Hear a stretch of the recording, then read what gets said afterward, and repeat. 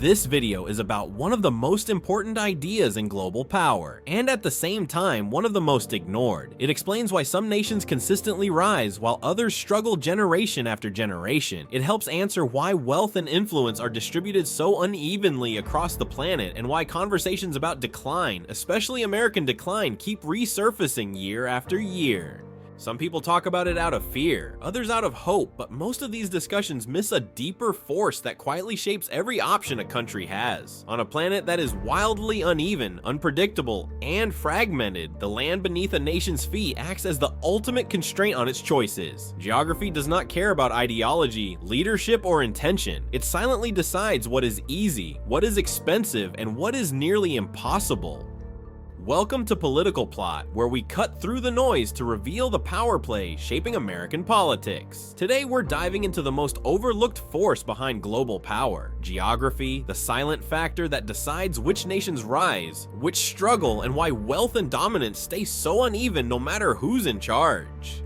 When people ask why certain countries behave the way they do, why China pushes outward, why parts of Africa have struggled to industrialize, or why specific regions seem permanently unstable, they often look to politics or culture first. But those explanations usually come later. The foundation is physical reality. Every mountain range, river system, coastline, desert, and plain can be an advantage, a disadvantage, or sometimes both, depending on who lives there and how technology evolves. A vast flat plain stretching across Eastern Europe has historically been a nightmare for defense. Armies have crossed it again and again because nothing stops them. Mountain chains like those on China's western edge protect the heartland but also block easy access to major oceans, limiting trade and naval power. Geography always takes something even when it gives something.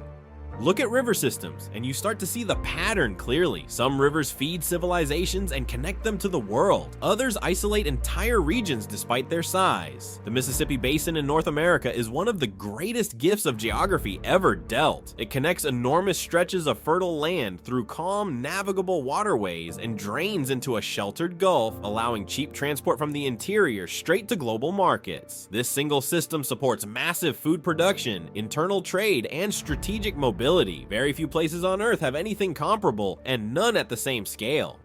If you step back and look across history, the ordering of global power begins to make sense. Early human societies spread outward from fertile regions where food and water were reliable. Civilizations formed around river valleys in places like the Nile, Mesopotamia, the Indus, and the Yellow River. All of them wanted the same things: stability, growth, and security. But one of these early societies enjoyed a level of geographic luck that bordered on absurd. The Nile flooded predictably, enriching farmland without destroying it. The river flowed smoothly from south to north, making transport easy, and vast deserts on both sides acted as natural fortresses. Invading Egypt meant crossing hostile terrain long before facing an organized defense. That combination produced thousands of years of relative continuity, something almost unheard of elsewhere.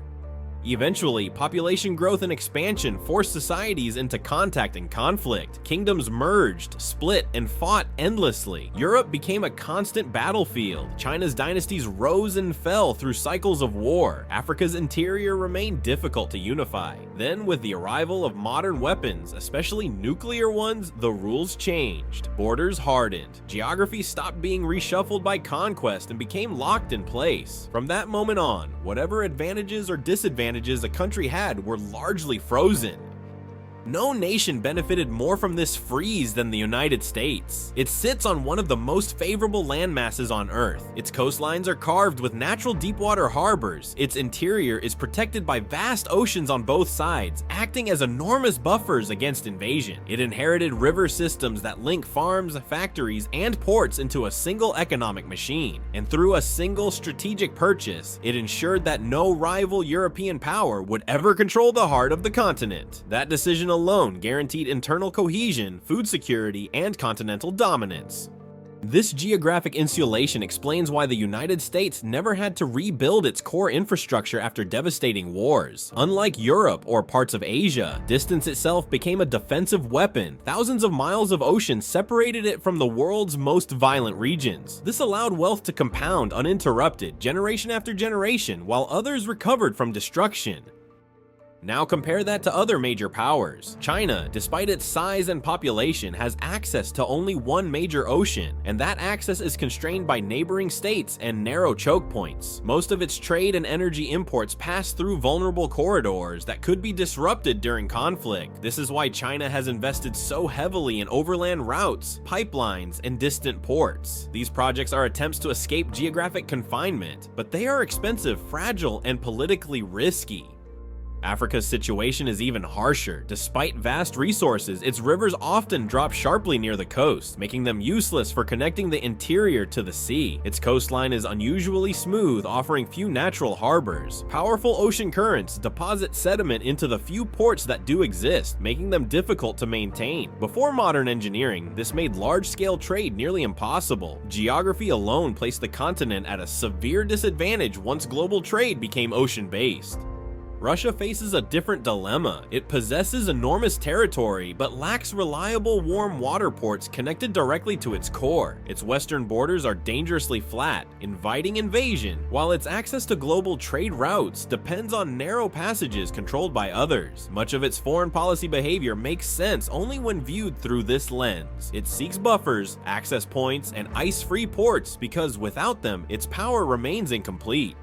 Even Britain, once the dominant empire, eventually collided with geography's limits. Its island position once provided unmatched security and control of trade, but technology changed the equation. Air power erased the protective moat of water. Suddenly, distance no longer guaranteed safety. Capital fled toward places that still had geographic insulation, and global financial power followed.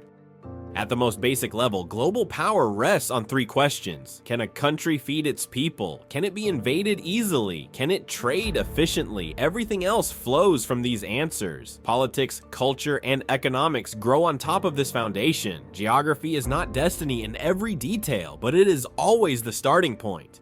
So when people ask whether the United States is declining, they often ignore the most stubborn variable of all. The land has not changed. As long as the physical advantages remain, collapse is far less likely than critics imagine. History shows that until geography shifts or technology fully overrides it, power tends to persist where the land allows it to persist. Understanding this does not mean the future is fixed, but it does mean that no serious discussion of global power can begin without first looking down at the ground beneath our feet.